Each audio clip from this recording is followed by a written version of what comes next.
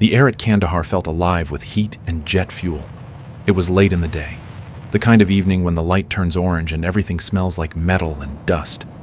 A row of A-10C Thunderbolt IIs sat motionless under the glow, engines ticking softly as if the jets themselves were trying to cool down after the long hours of patrol. Crew chiefs leaned against ladders, their laughter slow and tired, the kind that comes from routine instead of joy. The jokes floated through the hangar until the door opened and the sound died without anyone meaning for it to. Captain Sarah Rowan walked in, her helmet tucked beneath one arm, her steps unhurried. The noise of the hangar folded in on itself as the men turned to look. Someone made a quiet comment about how small she looked for a pilot, and another mechanic laughed too loudly, but it felt wrong in the heavy air. Sarah didn't answer. She just walked to the nearest A-10C, her fingertips brushing along the fuselage, tracing the rough patches in the gray paint as if she could feel the heartbeat of the machine beneath her hand. Then the door slammed open again. A young air traffic controller stumbled in, headset hanging crooked around his neck, eyes wide. He said there were Rangers north of Farah, 124 of them pinned down and running out of ammunition. No aircraft in the area. No help on the way. The hangar went silent. Sarah looked at the A-10C once more. Outside, the wind picked up, carrying the smell of the desert and something that felt like a warning. Sarah grew up in the wide valleys of Idaho, where the sky felt closer than the ground. Her father was a crop duster who spent his life weaving between fields and weather fronts, flying an old Grumman ag cat that smelled like fertilizer and oil. Most kids learned how to drive before they understood a compass. But Sarah learned how to read the wind. Her father taught her that the sky had moods. The gusts that pushed against the wings weren't obstacles. They were conversations. He told her that flying wasn't about daring the air to break you. It was about earning its trust. They flew together on quiet mornings when the mist still clung to the wheat. She sat in the front seat, small hands gripping the yoke while the old radial engine thumped beneath her. Her father's voice in her headset was slow and steady, telling her to keep it low, keep it smooth. The ag cat skimmed over barley fields so close she could see the rows bend in the wake of their passing. He never talked much about bravery, but every landing felt like a lesson in patience. "Respect the ground," he'd say as they rolled down the dirt strip. "That's where everyone you care about lives." By the time she was 16, the rhythm of flight had become her second heartbeat. She applied to the United States Air Force Academy with the quiet certainty of someone who already knew where she belonged. Training pushed her harder than she expected. The T-6A Texan II taught her to balance instinct with precision. The T-38C Talon showed her what real speed could do to a heartbeat. But it wasn't until she met the A-10C Thunderbolt II at Davis-Monthan Air Force Base that she understood the kind of pilot she was meant to be. The A-10C wasn't fast or elegant. It was tough, patient, and brutally honest. Her instructors called her too careful, too measured. She didn't argue. Caution wasn't fear. It was the difference between life and wreckage.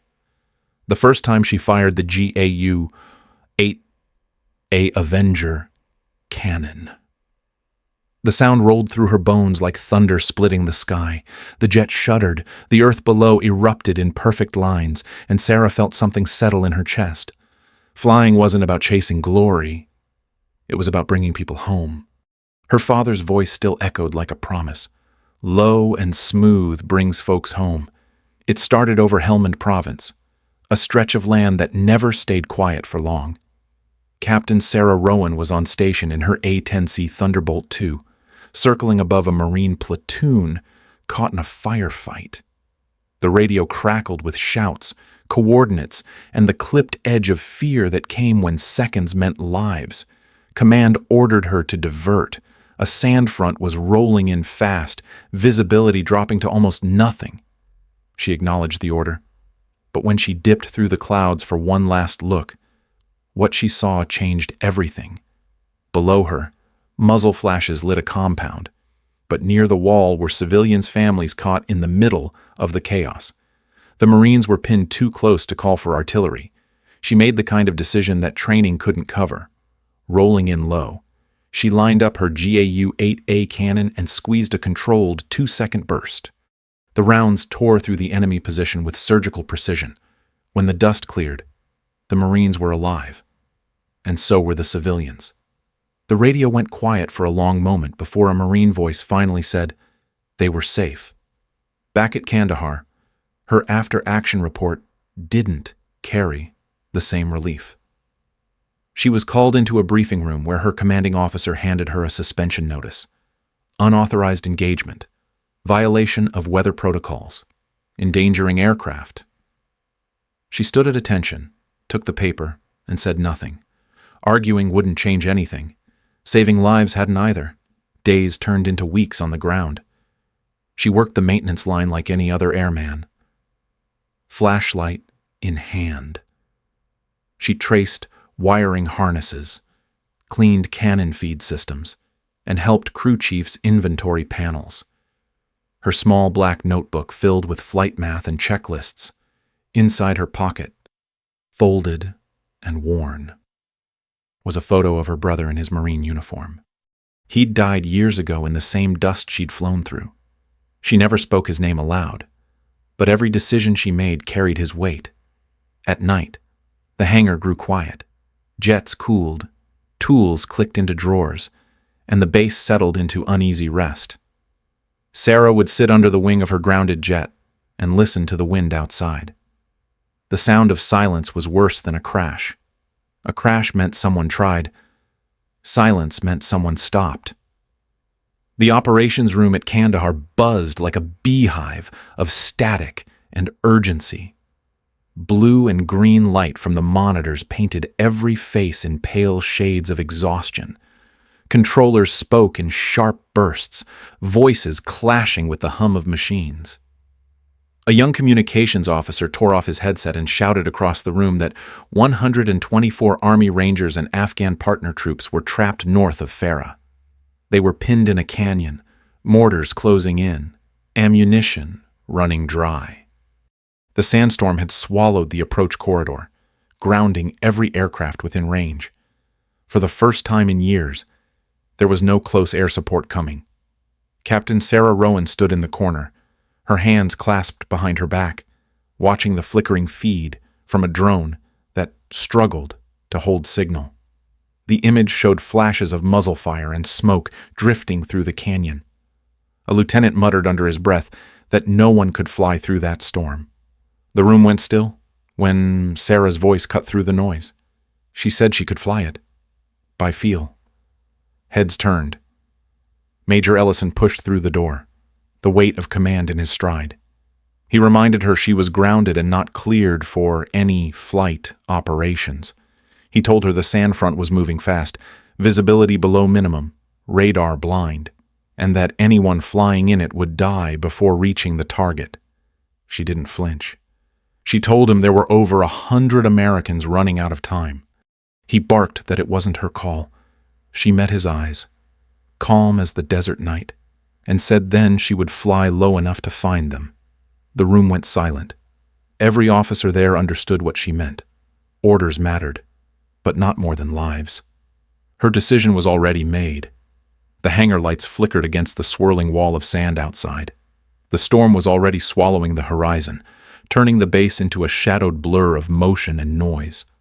Captain Sarah Rowan moved with purpose, her steps quick but steady as she approached A-10C Thunderbolt II. Tail number 692. Lieutenant Marcus Hale was already there, sleeves rolled, eyes sharp, saying nothing because he didn't need to. They worked together, like muscle, memory. Two people who had done this too many times to waste words. He pulled the intake covers. She climbed the ladder and began her checks. Every switch, every lever, every confirmation mattered. Fuel pressure good. Control surfaces free and clear. Hydraulic systems green. Hale refueled the bird under her direction, his movements precise despite the wind clawing at his flight suit. He loaded short belts into the GAU-8A Avenger cannon, alternating high-explosive incendiary and armor-piercing rounds. Sarah skipped the non-essential steps but spoke the critical ones under her breath, each syllable like a prayer. Battery on. APU start. Inverter check. Fuel pumps both. The APU whined to life, and the turbines began their slow, rising growl. The first roar of the TF-34 engines filled the hangar, a deep animal sound that drowned out the sirens now screaming overhead. Crew chiefs shouted, running for the control room. Someone called out over the radio about an unauthorized launch. Through the chaos, Sarah's voice came steady, clear as steel. Tower, Icehawk 2-1, troops in contact. Ferris sector, taking runway 07. The tower's response was immediate, ordering her to abort. She ignored it. Her hand pushed the throttles past the detent, engines surging to full thrust. The hangar doors rattled as the A-10C rolled forward, slow at first, then faster, tires hammering against the tarmac. Outside, the world disappeared. The sandstorm hit like a wall, swallowing the runway and the night sky together. The radio crackled again, the tower shouting for her to stop. Sarah's grip tightened. She thought of the trapped Rangers, the silence that followed broken radios, and the cost of hesitation. She kept the jet centered by instinct alone, her mind tracing invisible lines through chaos. The airframe shuddered, wheels lifting free as the ground vanished beneath her. The last thing anyone at the base saw was the faint silhouette of the Warthog climbing straight into the storm. The storm hit harder than she expected. It wasn't just wind and dust. It was a living thing, clawing at the cockpit, rattling the canopy until the bolts hummed. Inside, the A-10C felt like a beast straining at the leash. The instruments flickered, warning lights flashed, and the altimeter needle danced like it couldn't decide which way was down. Sarah steadied her breathing, letting instinct override panic. Years of low-altitude training had taught her that flying blind wasn't about sight. It was about feel. The weight in the stick, the tremor in the wings, the pitch of the engines, all of it told a story if she listened closely enough. Static crawled through her headset, breaking into fragments of voices. Somewhere in the chaos, a signal cut through. Rangers in contact, multiple wounded, ammo nearly gone. Coordinates faded in and out. The last words were danger close. Sarah scanned her flickering displays, found a faint transponder pulse, and locked it in her mind. She eased the throttles back, dipping beneath the turbulent ceiling until the storm broke into glimpses of Earth below. For a heartbeat, the world returned. The canyon flashed through sheets of dust and lightning. Red smoke twisted along the ridge, fighting the wind. She leveled out, eyes locked on the mark. The A-10C's wings flexed against the turbulence. She felt the weight settle through the airframe, the familiar resistance of gravity and grit. One finger brushed the trigger guard, another adjusted trim. The HUD flickered, but she didn't need it. She lined the crosshairs by instinct, whispered to the jet to stay with her, and squeezed. The GAU-8A cannon answered like thunder cracking open the desert. 30mm rounds tore through the storm, glowing streaks carving perfect lines of fire. The ground erupted in orange flashes, and then there was silence. A broken voice came through the net. Impacts perfect. Adjust 20 north. She rolled the jet, dipped low again, and fired another controlled burst. The rhythm came back, the balance between chaos and control, fear and purpose. Every pass tighter, cleaner, faster. Lightning lit the sky, catching the outline of her falcon tattoo through her sleeve. Inside the storm, there were no orders, no ranks, no fear, just her, the machine, and the heartbeat of those waiting below. She flew by feel, the way her father taught her. Low and smooth brings folks home. The cockpit lights glowed red like a heartbeat fading in the dark. Fuel gauges blinked warnings across the panel, and the hydraulic pressure needles hovered just above failure. Every vibration from the engines felt weaker. Every second, more fragile. Captain Sarah Rowan's breathing stayed slow, measured against the chaos. Outside, the storm still raged, sheets of dust and lightning swallowing everything about. Her headset crackled with static until Marcus Hale's voice broke through, strained but steady, telling her command was losing its mind. They would court-martial her for this. She smiled faintly, eyes fixed on the gauges, and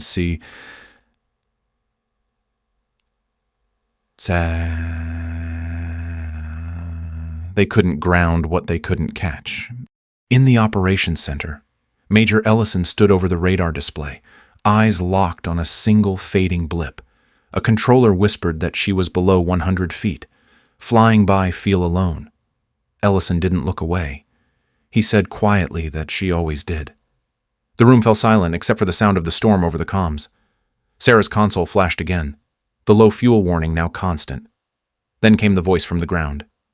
Echo 6, reporting. 35 Rangers pinned near the riverbed. Surrounded. Out of cover. She keyed the mic and told them they had it. No hesitation. She flipped the weapon selector, rearmed the GAU-8A cannon, and adjusted trim. Her left hand rested on the throttle, her right on the stick. The storm pulsed around her in flashes of blue and gold. Lightning lit her falcon tattoo as she whispered the words that had carried her through every flight since Idaho. Stay low. Stay true. She banked into a shallow dive, leveling the crosshairs over the red smoke that marked the Rangers' last stand. The wind clawed at the canopy, but her hand was steady. She squeezed the trigger, and the cannon answered with a roar that shook the world.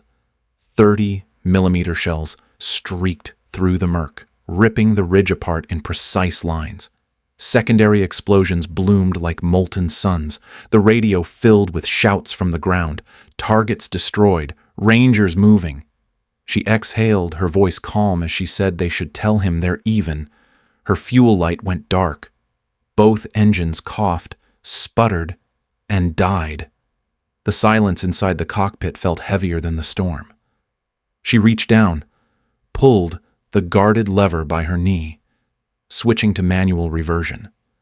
The jet stiffened under her control, heavier but obedient. She trimmed by feel, catching an updraft, coaxing the A-10C higher as the clouds began to thin. The first hint of moonlight broke through the sand. Her voice came low and steady, meant only for the machine. All right, old girl, let's glide them home.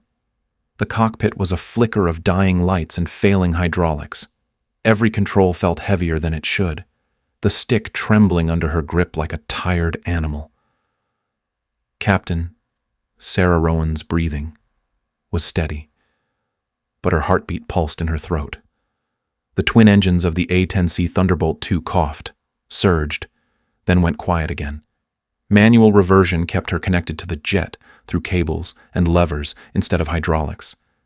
It was flight by willpower alone. Static hissed in her headset as the voice from Kandahar Tower cracked through the noise. Winds gusting 35 knots. Runway 31. Cleared for straight-in approach. She answered softly that she was out of fuel and flying manual. In the tower, Major Ellison stood motionless over the radar. The blip representing her jet flickered in and out like a weak heartbeat. Controllers whispered that she was too low, too slow. He cut them off and ordered crash crews ready, foam lines on standby. Marcus Hale leaned toward the mic, his voice low and calm, coaching her through the final stretch. Ride the gust. Don't fight it early. Let it come to you. On the other end of the static, Sarah's breathing steadied. Below the last layer of sand and cloud, the runway lights appeared like faint stars on the ground. She adjusted trim, coaxing a little more lift from gravity, feeling the crosswind tug her sideways. The jet drifted, and she countered gently, letting it find its own balance. The altimeter spun down. At 50 feet, the ground rushed to meet her. The A-10C floated, slammed hard once, bounced, and came down again. Hindi. The tires screamed, the nose gear wobbled, then locked. Smoke trailed along the tarmac as the aircraft slid through the foam, its momentum fading to silence. In the tower, no one breathed until the radio crackled again. Touchdown. Intact. The room erupted with noise. On the runway, emergency trucks raced alongside the battered Warthog as it rolled to a stop. Inside the cockpit, Sarah reached forward and shut down the last remaining systems. The hum faded until only the wind filled the silence. She unbuckled, leaned forward, and rested a gloved hand on the aluminum panel. Her voice was barely audible as she whispered thanks to the jet that refused to quit. Outside, the storm broke apart, and rain began to fall. Drops hissed against the metal skin of the aircraft as she climbed down the ladder. The hangar lights reflected across the wet pavement, and for the first time all night, everything was still. The air smelled of jet fuel, rain, and something like silence. Captain Sarah Rowan stepped down from the ladder of her A-10C Thunderbolt II, her boots splashing softly against the wet tarmac. Steam rose from the cooling engines, curling into the mist that clung to the base. Around her, the flight line was lined with motionless figures, mechanics in oil-stained coveralls, young airmen still holding wrenches, officers frozen mid-step. No one spoke. The only sound was the soft hiss of rain on hot metal. Down the ramp, a Black Hawk touched down, its rotors slowing to a whisper. The Rangers stepped out, limping, bandaged, their faces gray with exhaustion and streaked with dust. At their front was a captain, his arm wrapped in a sling, his uniform torn and burned at the edges. He walked towards Sarah, steady despite the weight of the night behind him. 3 paces away, he stopped, squared his shoulders, and raised his good hand in a crisp, deliberate salute. The gesture hung in the air like a flag. The line of airmen shifted, one by one, without a word. They followed, hands lifted to brows, eyes straight ahead, a ripple of silent recognition spreading down the line. The kind of salute given not to rank or regulation, but to something truer. Sarah hesitated, her breath catching. Then she raised her hand slowly, returning the gesture with quiet grace. When she lowered it, the Ranger captain stepped forward and offered his left hand. He thanked her for drawing their way out with her gun. She answered that he kept his people moving. So she had lines to draw. Around them, the airfield felt sacred. Rain fell harder now, washing the dust and fear away. The war was still out there. But for this moment, everyone stood in the same silence, bound by survival and respect. The first light of dawn crept across the airfield, soft and golden, brushing the wet concrete where Captain Sarah Rowan sat. Her flight suit hung loose around her shoulders, the sleeves dark with hydraulic stains. A tin mug of coffee steamed in her hands, its warmth seeping into fingers that still trembled from the night. The storm was gone now, leaving behind puddles that mirrored the bruised sky. Beside her, Lieutenant Marcus Hale sat quietly, boots resting on the step below, watching the flight line wake back to life. Mechanics moved around the battered A-10C, running hands along its scarred skin like doctors checking a pulse. The world felt different in the morning light, fragile and clean. For a long while, neither of them spoke. Then Hale asked if she would tell command why she did it. Sarah smiled faintly, eyes still on the horizon, and said they would write their own reasons. When he asked for hers, she turned toward the rising sun and answered that the ground called for help, and the sky was empty. The narrator's voice lingered over the image of her sitting beside the resting aircraft, sunrise glinting off the falcon painted on its nose. Sometimes courage isn't about following orders. It's about knowing which lives those orders forget. Stay low. Stay true.